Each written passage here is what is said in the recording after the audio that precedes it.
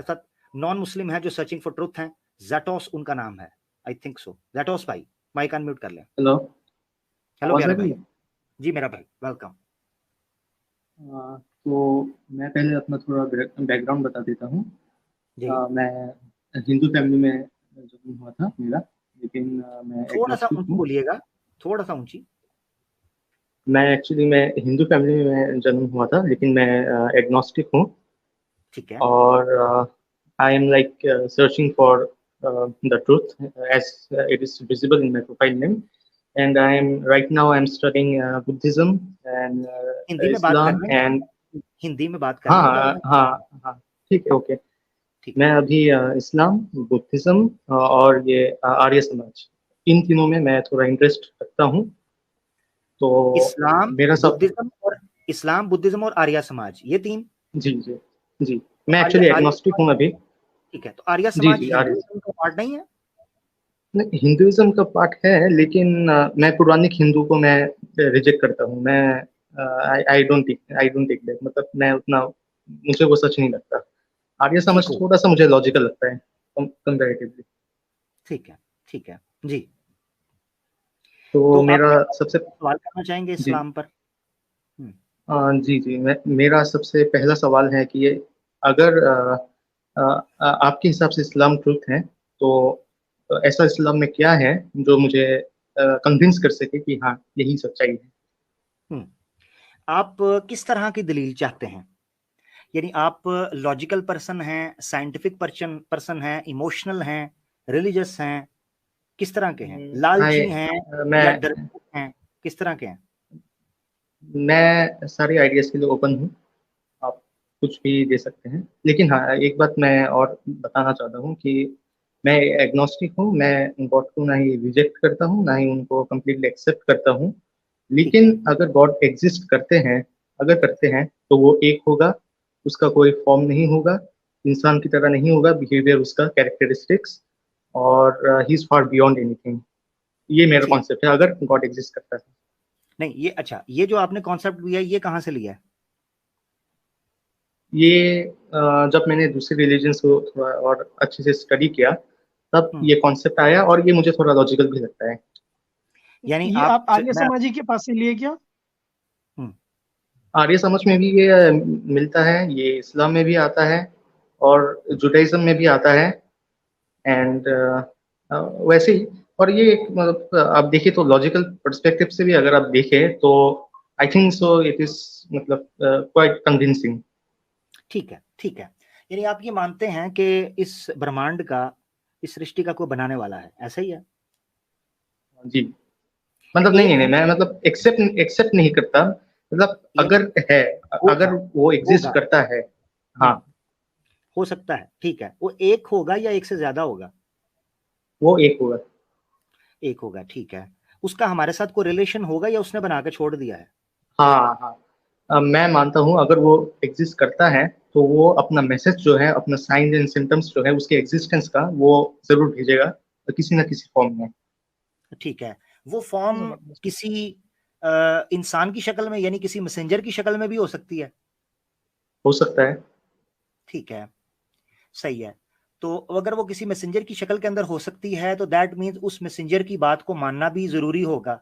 क्योंकि ऑब्वियसली अगर अगर आप कहते हैं कि उसकी तरफ से हो सकता है, तो दैट मीन्स अगर वो गॉड की तरफ से या उस क्रिएटर की तरफ से है, जो कि आपके अगर अगर एग्जिस्ट करता है, तो उसने भेजा है, तो दैट मीन्स उसकी बात मानना जरूरी है। क्योंकि अगर वो है और उसने का ही मैसेज है, तो वो बहुत इंपॉर्टेंट है कि उसको लिया जाए, उसको माना जाए। ऐसा ही जी, है? जरूर जरूर, हाँ, मैं मानता हूँ। जबरदस्त, जबरदस्त। अच्छा, एक और चीज बताइएगा, चूंकि वो हमारा क्रिएटर है, और अगर वाकई वो है, तो वो हमारा क्रिएटर है, और अगर वो हमारे बारे में कुछ बता रहा है, हमारे बारे में कुछ बोल रहा है, तो ये ऑब्वियस सी बात है कि अगर वो है, तो ऑब्वियस सी बात है कि वो हमें हमसे ज्यादा बेहतर तरीके से जानता है। ऐसा ही होगा? हाँ, ठीक है, यस। ऐसा ही है, ठीक हो गया। अच्छा, अगर उसका ताल्लुक हमारे साथ है और वो मैसेज भेज रहा है, तो कोई तो रीजन होगी ना, वो ये रिलेशन कायम करना चाह रहा है। वो रीजन क्या लगती है आपको? एग्जैक्टली मैं ये नहीं बता सकता, क्योंकि मैं मतलब अभी भी गॉड को एक्सेप्ट नहीं करता वैसे। नहीं नहीं, अगर हो, तो मैं अगर मान के चल रहा हूं, मैं आपके साथ इस वक्त आ चुका हूं, अगर हो और वो ये रिलेशन करना चाहे कि वो किसी मैसेंजर को, किसी आदमी को भेजे जिसके जरिए वो ये बात करवाए, उसके पीछे रीजन क्या, पॉसिबल रीजन क्या हो सकती है? पॉसिबल रीजन यही हो सकती है कि अपने एग्जिस्टेंस को दिखाने के लिए कि हाँ मैं एग्जिस्ट करता हूँ, तुम्हें एक पर्पस के लिए तुम्हें क्रिएट किया गया है। तो उसके लिए तो उसको किसी मैसेंजर को भेजने की जरूरत नहीं है, वो हर इंडिविजुअल को बता सकता है, उसके दिल में बात डाल सकता है, इज ऑल पावरफुल, राइट? हाँ हाँ, यस यस। तो फिर हाँ, तो फिर मैसेंजर को भेजने की जरूरत है। इसका मतलब ये है, जो मुझे समझ आया, कि अगर वो वाकई है और अगर वाकई उसने को मैसेंजर भेजा है, तो मैसेंजर तभी भेजा जाता है जब वो बहुत इंपॉर्टेंट और बहुत ही क्रिटिकल सिचुएशन हो, नॉर्मल सिचुएशन नहीं। अगर बात सिर्फ उसके मानने की होती ना कि वो एग्जिस्ट करता है, तो वो, उसको क्या परवाह है? इतना बड़ा वो क्रिएटर है, अगर वो है तो इतना बड़ा है, उसको क्या परवाह है कि छोटे से गोले के ऊपर को मुझे मानता है कि नहीं मानता, या मेरी एग्जिस्टेंस को मानता है कि नहीं मानता, उसको तो कोई परवाह नहीं होनी चाहिए। यानी अगर वो है, तो एक छोटे से गोले के लोगों के पास अपना मैसेंजर सिर्फ इसलिए भेजना कि मैं हूं, दैट्स इट, तो मेरा ख्याल है कि वो तो ये बिल्कुल भी नहीं करेगा, क्योंकि उसका तो टाइम वेस्ट होगा। ना मानो, उसका क्या जाता है? इसका मतलब है कोई और रीजन होनी चाहिए। कभी सोचा है कोई और रीजन क्या होगी? और रीजन नहीं, मैं अभी फिलहाल मैं मैं बताऊं? नहीं सोच पा रहा हूँ। हाँ, मैं बताता हूं। अब मैं भी आपकी जगह पर रखकर सोच रहा हूं। पॉसिबल है कि उसने ये सोचा हो कि यार, मैंने इनको बनाया है, मैं इनका क्रिएटर हूं, और इनके पास मैं मैसेंजर भेज रहा हूं, और उसके भेजने की वजह यह है कि मैं इनको यह बता सकूं कि मैं तो हूं ही हूं, मगर तुम क्यों हो। ज़ेटॉस समझ आई है? जी जी। यानी एक देखो ना, दो एस्पेक्ट हैं, एक एक सिक्के के दो रुख हैं, एक कॉइन के दो रुख हैं। एक रुख ये था जिस पर हम दोनों इकट्ठे हो गए, वो ये रुख था कि वो ये बताना चाहता है कि वो है, मगर मैं कह रहा हूं ये तो बड़ा एक, उसके लिए तो कोई टेंशन की बात ही नहीं है, उसको ना मानो, उसका क्या है, वो ब्रह्मांड का बनाने वाला है। मगर वो ये बताना चाह रहा था कि तुम जो कीड़े की तरह रेंग रहे हो, तुम क्यों हो, ये बताना जरूरी था। जी और जी जी, इसके लिए मैं एग्री हाँ, करता अब देखो लॉजिकल होने लगा है। ज़ेटो जरा देखना, मेरे साथ चलना, पिक्चर अपने सामने रखो जो मैं तुम्हें इमेजिन करवा रहा हूं। हूँ। जी जी जरूर। अब इस, अगर ये लॉजिक सामने रखे ना, तो फिर मुझे मैसेंजर के आने की लॉजिक भी समझ आती है, क्योंकि वो मैसेंजर इंसानों में से ही होगा, तभी वो हमें ये बता सकेगा कि तुम क्यों हो और कैसे रहना है। अब ये है लॉजिकल पॉइंट।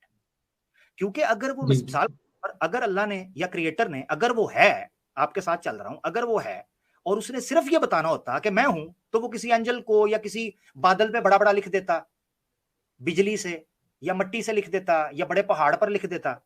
मगर जीते जागते मैसेंजर को भेजकर ये कहना कि सिर्फ मैं हूं, मजा नहीं आता। इसका मतलब यह है कि वो जीते जागते मैसेंजर को भेजकर ये बताना चाहता था, तुम क्यों हो। ये जी। पॉइंट था। अब मैं आपको आगे लेके चलने लगा हूं। अब सवाल ये उठता है, ज़ेटोस मेरे साथ रहना, कि अगर वो ये चाहता था कि हम क्यों हैं, तो सोचो जरा, पॉसिबल क्या एक्सप्लेनेशन आती है कि हम क्यों हैं, क्या बताया होगा, या क्या बता सकते हैं हम क्यों हैं? उसकी इच्छा, मतलब उसने बनाया है हमें तो, हाँ उसकी इच्छा इसलिए है। हाँ, उसकी देखो, उसकी इच्छा तो उसके तक है ना, हम इफेक्ट नहीं हो रहे, या हो रहे हैं? जी। नहीं। उसकी इच्छा हो तो हम इफेक्ट नहीं हो रहे, या हम हो रहे हैं, सवाल तो ये है। मगर मकसद ये कहने का है कि उसकी इच्छा से बढ़कर मैं अपने अंदर एक इमोशन या एक इच्छा फील करता हूं, जिससे मुझे पता चलता है कि उसकी इच्छा तो ये थी कि वो मुझे बनाए, मगर उस इच्छा के अंदर एक इच्छा थी जो छुपी हुई है। अब सवाल ये है कि मिसाल के तौर पर वो एक मैसेंजर को भेजते हैं, और मैसेंजर आपको कहते हैं कि आप हो, और आप इस लिए हो। अब हमें पॉसिबल सिचुएशन सोचनी है कि वो क्यों हो। मैं ये सोचता हूं एक मिनट के लिए कि अगर वो वाकई है और इतनी प्यारा ब्रह्मांड उसने बनाया है, ऑल पावरफुल, ऑल नोइंग है, ऑल इंटेलिजेंट है, तो जरूरी ये है कि उसने हमें किसी मकसद के लिए, पर्पस के लिए बनाया हो, यानी पर्पसलेस नहीं हो सकता। यहां तक तो आप साथ जी है ना, कोई ना कोई मकसद होगा ना। यानी जी जैटोस जी खुद सोचो, आप मोबाइल लेते हो उसके पीछे कोई रीजन ही होती है ना, या घर में रखने के लिए लेते हो, यूज करने के लिए। खाना लेते हो तो भूख लगती है तभी लेते हो, यानी कोई रीजन होती है। तो मैं कॉमन सेंस की बात करते हुए ये कह रहा हूं कि अल्लाह ये क्रिएटर जो है अगर है तो वो हमसे तो बेहतर ही होगा, और अगर हमसे बेहतर होगा तो दैट मीन्स उसके इस हमें बनाने में हमारे लिए कोई ना कोई रीजन तो होगी। उस रीजन के लिए जी उसने जी मैसेंजर भेजे। अब हम आगे बढ़ने लगे हैं, आगे बढ़कर ये सोचने लगे हैं कि उसके मैसेंजर जब आए तो कोई पैगाम लेकर आए। अब हमें यह ढूंढना है कि किन लोगों ने इस धरती के ऊपर मैसेंजर होने की बात की। उन्होंने ये कहा कि मैं उस ईश्वर की तरफ से आया हूं जिसने तुम्हें किसी मकसद के लिए, किसी पर्पज के लिए बनाया है। अब यहां से हमारा वो जर्नी और हमारा सफर और हमारी तपस्या शुरू होगी, और हम सोच में पड़ेंगे कि हमें किस मकसद के लिए भेजा था। अगर जैटोस अपने उस होने का मकसद पता करना है तो तुम्हें पलटना पड़ेगा उन लोगों की तरफ जो ये क्लेम करते हैं कि वो ईश्वर की तरफ से हैं। सिंपल। अब हमारे पास शॉर्ट लिस्ट मौजूद है।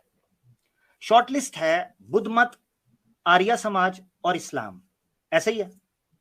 जी ठीक है, आर्य समाज और बुद्ध मत से आप पूछिएगा, आपने मुझसे इस्लाम का पूछा है, अब मैं आपको इस्लाम का बता जी दूंगा। ठीक है, अब देखें, याद रखें, अगर वो है जैसा कि आप मान के चल रहे हैं, अगर वो है तो यह भी जरूरी है कि उसका मैसेज सबके लिए एक हो, वो भेदभाव नहीं करेगा। मानते हैं? जी हाँ, क्योंकि हम सब उसके लिए एक हैं, तो वो भेदभाव नहीं करेगा। जब वो भेदभाव नहीं करेगा तो उसका मैसेज सबके लिए एक होना चाहिए। अब आसान तरीका यह है कि जितने लोगों ने क्लेम किया है कि वो ईश्वर की तरफ से हैं, कम से कम इन तीन में से बुद्ध मत, आर्य समाज और इस्लाम, ये आपके सामने है, इनमें से जी हम सिमिलैरिटीज को इकट्ठा कर लेते हैं। सिमिलैरिटीज जिसको कुरान ने भी एक्सप्लेन किया है। औज़ बिल्लाहि मिनश शैतानिर रजीम, तालौ इला कलिमतिन सवाइम बैनना व बैनकुम। सिमिलैरिटीज की तरफ आओ जो हम सब में एक जैसी हैं, यकसा हैं, क्योंकि वही क्लियर कर सकेगा कि ये ईश्वर का ही पैगाम है, ये सत्य का पैगाम है। क्योंकि सब में एक ही सिंगल ट्रेट मिलेगा, बाकी तो समय गुजरने के साथ साथ बदलते जाएंगे ना, तो ये एक आपको मिलेगा। अब मजे की बात यह है कि जितने धर्म उठाएं सब में यूनानिमसली तौहीद यानी मोनोथीज्म, एक खुदा का वहदहू ला शरीक का तसव्वुर आपको टॉप पे मिलता है, जैसे आपने आर्य समाज का कहा। ठीक है, जी मोनोथीस्टिक वो अलग बात है, आर्य समाज के साथ हमारे डिफरेंसेस क्या हैं। मगर मैं आपको, क्योंकि आपने उन चॉइसेस को सामने रखा है, तो मैं टेबल पर आपकी चॉइसेस को सामने रखकर मैं आपको समझाना चाह रहा हूं। तो वहदहू ला शरीक का कॉन्सेप्ट आ गया, इस्लाम इस कॉन्सेप्ट को मानता है। मैसेंजर का कॉन्सेप्ट आपने खुद अभी कहा कि अगर वो है तो जरूर वो किसी ना किसी तरह रिलेशन करेगा। उस कॉन्सेप्ट को कहते हैं नबूवत, रसालत का कॉन्सेप्ट, प्रॉफिटहुड। इस्लाम के अंदर वो है। क्या आर्य समाज के अंदर है? अगर है तो वेरी गुड। क्या बुद्ध मत के अंदर है? अगर है तो वेरी गुड, वरना इस्लाम के अंदर है। अब जब वो मैसेंजर आया तो उस मैसेंजर ने कुछ पैगाम पहुंचाया।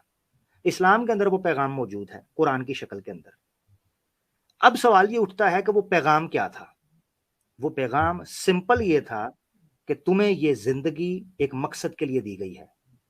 वमा खलकतुल जिन्न वल इंसा इल्ला लियअबुदून। तुम्हें तख्लीक किया गया था कि तुम सरेंडर करके अपनी सक्सेस के लिए आगे बढ़ोगे और इस नियत के साथ जिंदगी गुजारोगे कि तुम्हें ईश्वर के सामने खड़ा होकर इस जिंदगी का जवाब देना है। जैटोस, एक मिनट के लिए सोचो, अगर अकाउंटेबिलिटी का तसव्वुर ह्यूमन सोसाइटी के अंदर से निकाल दिया जाए, ये जंगल बन जाएगा। आज मैं इंसान इसीलिए हूं क्योंकि मुझे पता है कि कल को मुझे पुलिस या अदालत पकड़ सकती है, वरना मैं तो क्रिमिनल बन जाऊंगा। किसको शौक नहीं क्राइम करने का या गलत चीजें करने का?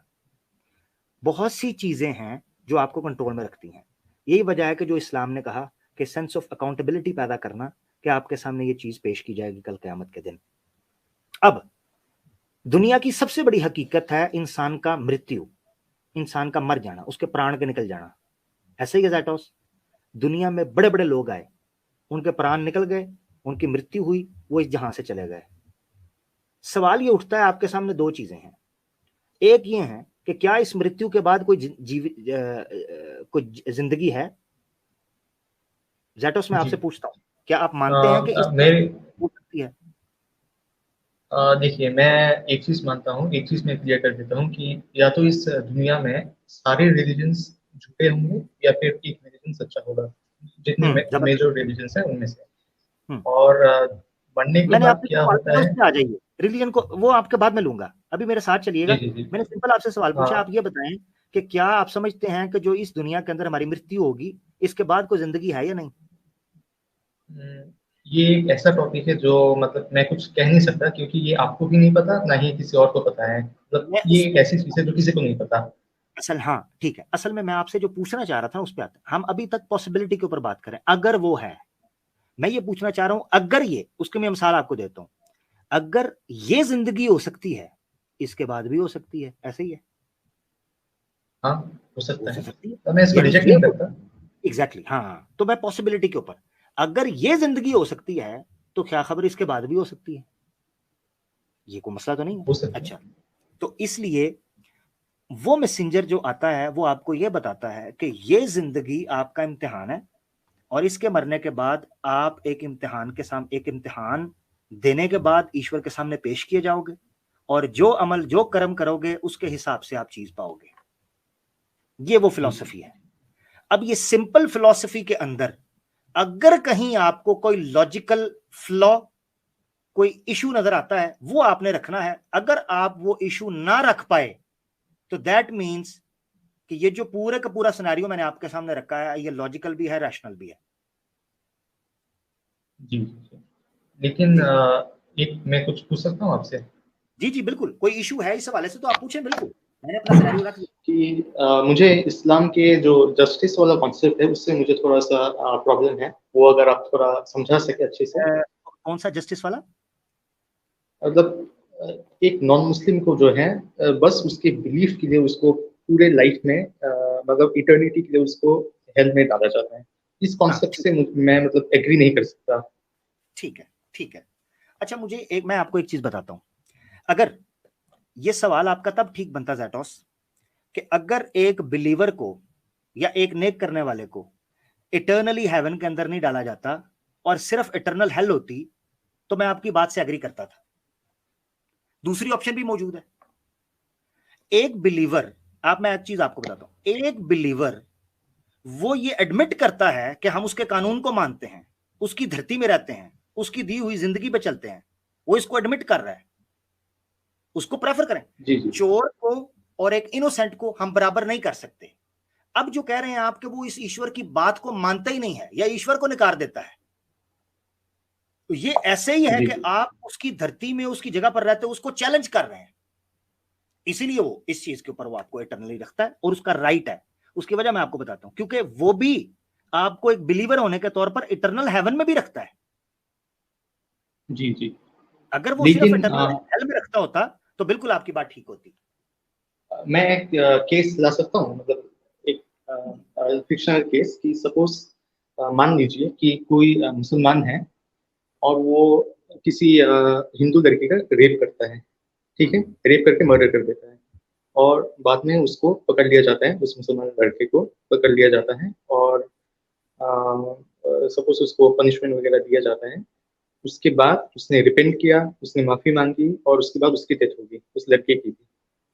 तो अभी इस्लाम के हिसाब से आखिरत में कौन जन्नत जाएगा और कौन जहन्नम जाएगा, हाँ, ये आप समझ आपको रहे पता हैं है मैं क्या पूछना चाह रहा हूँ? हाँ, मैं समझ गया हूँ, मैं समझ गया हूँ। आपको पता है, जिस मुसलमान लड़के ने किसी भी इनोसेंट लड़की का, हिंदू हो, मुस्लिम हो, लेट अलोन क्रिश्चियन हो, कोई भी हो, उसको साइड पे रख दें, रेप किया तो उसकी सजा क्या है रेप की? मतलब आफ्टर लाइफ में कि दिस लाइफ में? नहीं, इस दुनिया में आप रिपेंट करें, इस दुनिया में क्या सजा है? अभी वो डिपेंड करता है कौन से कंट्री में आप हैं। इंडिया नहीं, में तो वो नहीं नहीं नहीं, ऐसे नहीं, जस्टिस इन इस्लाम की बात कर रहे हैं ना। अगर तो आप जी कह रहे जी हैं वो जी रिपेंट करेगा चला जाएगा, तो ये आप जस्टिस इन इस्लाम की सोसाइटी, पहले सोसाइटी को समझ लें, यहां भी समझ लें, और मैं आफ्टर लाइफ भी समझाता हूं। यहां की सजा क्या है? अगर इस्लामिक स्टेट या इस्लामिक कंट्री में, जहां पर शरिया लॉ है, अगर कोई मुसलमान किसी लड़की का, चाहे वो हिंदू हो, ईसाई हो, मुसलमान हो या क्रिश्चियन हो, किसी लड़की का रेप करता है, या लेट अलोन एथियस्ट हो, उसका रेप करता है, क्या सजा है? मौत। मौत है, बिल्कुल, थैंक यू, ठीक है, थैंक यू। उसको उड़ा दिया जाएगा। जब उसको मौत की सजा दे दी जाएगी, यहां हो गया फैसला, ठीक है। अब आएगी आखिरत। यहां पर आपको जस्टिस मिला उस औरत को कि उसका रेप हुआ, उसकी गर्दन उड़ा दी, ठीक है ना। उस लड़की को उसने रेप करके मारा, उसकी गर्दन, यार इवन रेप किया, सिर्फ मारा नहीं। यहां पर इस्लामिक लॉ ने अपना जस्टिस दिया। पूरी दुनिया के अंदर रेप की सजा, अभी रिसेंटली बात हुई थी, मैं खुद भी इररेलेवेंट इंफॉर्मेशन ही देना चाहता वापस। अब आखिरत में आ जाते हैं। आखिरत के अंदर दो चीजों की बुनियाद के ऊपर होगा मामला, दो चीजों की बुनियाद के ऊपर। एक है आपका अकायद और एक है आपके अमाल, यानी एक आपके बिलीफ और एक है आपकी प्रैक्टिसेस, आपका कर्म, आपका कार्य क्या है। जी जी। जहां तक ताल्लुक है उस लड़के का कि जिसने रेप किया, ठीक है, उसने रेप किया, अगर वो दुनिया में अपनी सजा पाने के बाद वहां जो उसने आमाल किए हुए थे, वो आमाल इस्लामी शरीयत के मुताबिक, यानी वो शिर्क नहीं करता था, या वो दूसरी चीजें नहीं करता था, या वो दूसरे मामलात नहीं करता था, तो उस बंदे को सजा देने के बाद उसके गुनाहों की जन्नत में दाखिल कर दिया जाएगा। और अगर वो लड़की शिर्क करती थी, ठीक है, पॉलीथीस्ट थी, शिर्क करती थी, तो जो नेक आमाल उसने किए हैं, उस नेक आमाल के इवज उसको कंपनसेट करके उसको जहन्नम के अंदर डाल दिया जाएगा, उसके उस अमल की वजह से। इसकी मिसाल आप समझें, आप कैसे, यानी एक चोर अपनी चोरी को सिर्फ इसलिए जस्टिफाई कर ले कि उसके साथ किसी दूसरे ने ज्यादती की हुई है। मिसाल के तौर पर मैं आपको बताता हूं, ज़ैटोस, मैं आपके घर इसलिए चोरी करता हूं क्योंकि मेरे घर सैम भाई ने चोरी की है, ये ठीक होगा? नहीं। नहीं।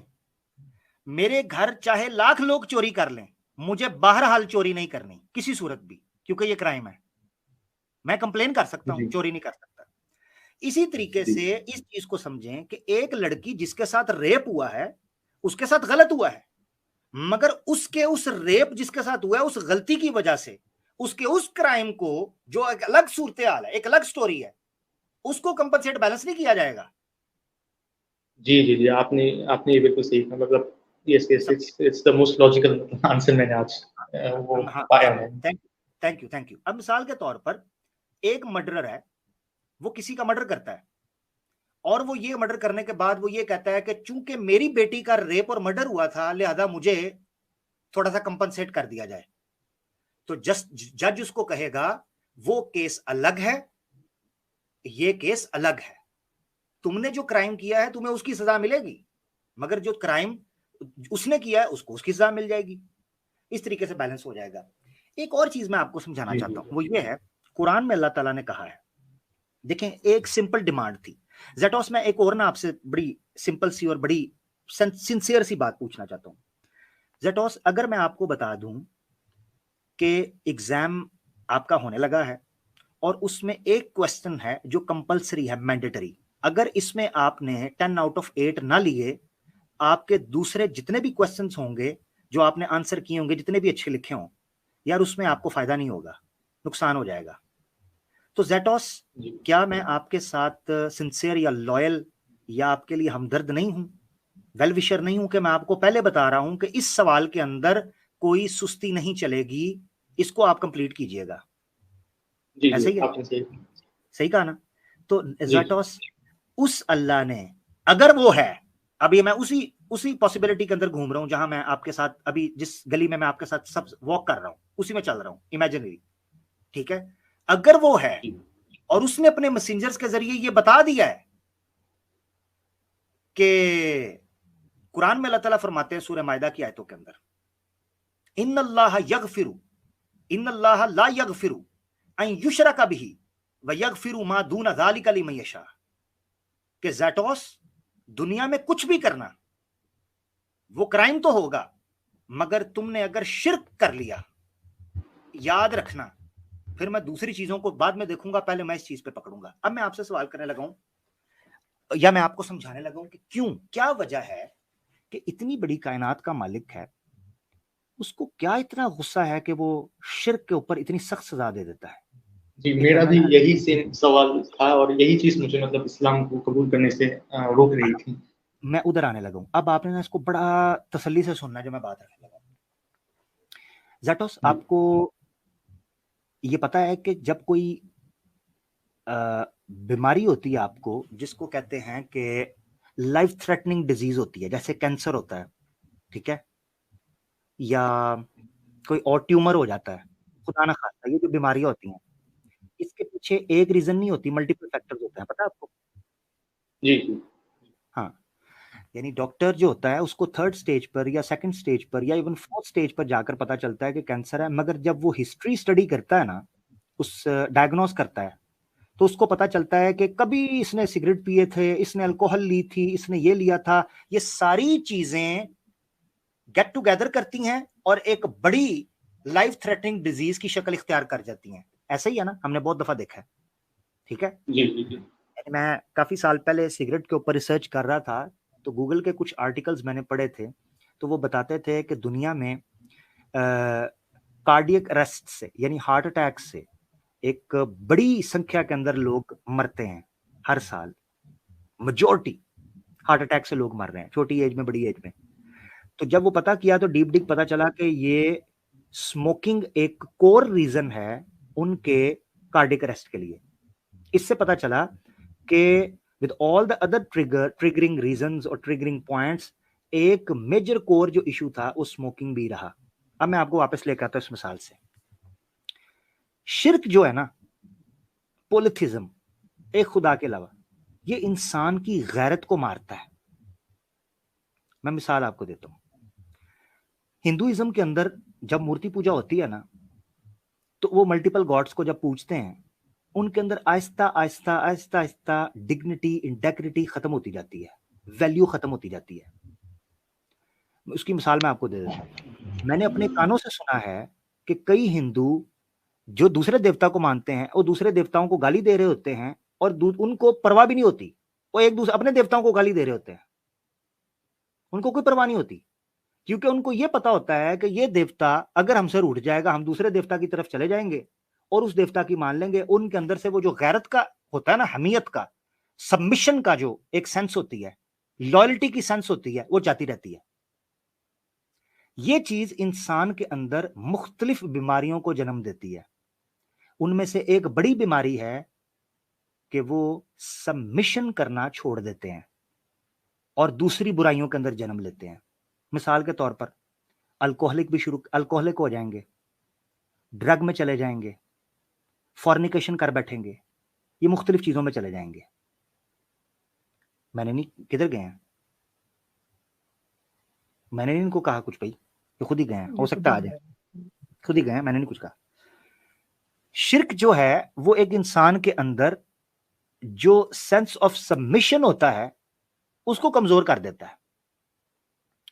उसको ये लगना शुरू हो जाता है कि मैं ईश्वर की नहीं भी मानूंगा तो वो मुझे क्या कहे। हमने कई सनातनियों को देखा है यहां आकर वो ये चीज कह रहे होते हैं। इसका मतलब ये है, अब मैं ये नहीं कह रहा हूं कि मुसलमान भी तो ये जुर्म कर रहे हैं ना, यही तो हम कह रहे हैं। जैसे जैसे आप में अल्लाह के तसव्वुर या ईश्वर के तसव्वुर पर, ईमान पर कमजोरी होती जाती है, तू आप बुराइयों के अंदर पक्के होते जाते हैं। और जैसे जैसे कॉन्सेप्ट ऑफ अल्लाह या कॉन्सेप्ट ऑफ क्रिएटर या गॉड आपकी नजर के अंदर बैठता जाता है, वैसे वैसे आप अपनी जिंदगी के अंदर बेहतर होते चले जाते हैं। अब मैं मिसाल देता हूं आपको, ये मेरी मिसाल सुनिएगा, है बड़ी छोटी सी। मैं एक दफा पब्लिक ट्रांसपोर्ट में सफर कर रहा था, तो मैंने उबर करवाई। अब उबर करवाई ना जब मैंने, तो वो जिसके साथ मैं था ना, उसकी गाड़ी हो गई पंक्चर। वो गाड़ी पंक्चर, मुझे जल्दी पहुंचना था, वो गाड़ी पंक्चर हो गई। अब वो मैंने उसको कहा, मैंने कहा यार तुम चेक करके नहीं बैठे थे, तुमने मुझे भी लेट कर दिया। अब मुझे उस पर गुस्सा। मैंने कहा यार ये अजीब बंदा है, मेरा तो सारा टाइम इसने वेस्ट कर देना अब। तो मुझे कहता है आप ना उधर बैठ जाएं, पब्लिक वो बेंच पड़ा हुआ था, आप बैठ जाएं, मैं 5 से 10 मिनट, 15 मिनट मुझे लगेंगे, मैं टायर चेंज कर लूंगा। मैंने कहा ठीक है। अब मैं गुस्से में हूं। थोड़ी दूर मैं गया वहां से और जाके बेंच पे बैठ गया। अब वो बिल्कुल कार के ऑपोसाइड, जो ऑपोजिट साइड है, उस साइड के ऊपर बैठकर टायर चेंज कर रहा है, और मैं इस साइड पे बैठा बेंच के ऊपर इंतजार कर रहा हूं, और मुझे उस पर गुस्सा है। गुस्सा इस चीज का है कि इसने मुझे लेट करवा दिया है और पैसे भी ले रहा है मुझसे। मैंने सोचा कि चुप करके पीछे से खिसक जाऊं, और मुझे इसको पैसे भी नहीं देने चाहिए। मेरे दिल में यह आया, क्योंकि मुझे उस पर गुस्सा था कि एक तो टाइम पे नहीं पहुंचाया, लेट कर दिया, तो मैं पैसे क्यों दूं। मैंने कहा दफा मारो। पता कितने रुपए थे? शायद 300 रुपए होंगे, 300-350 रुपए।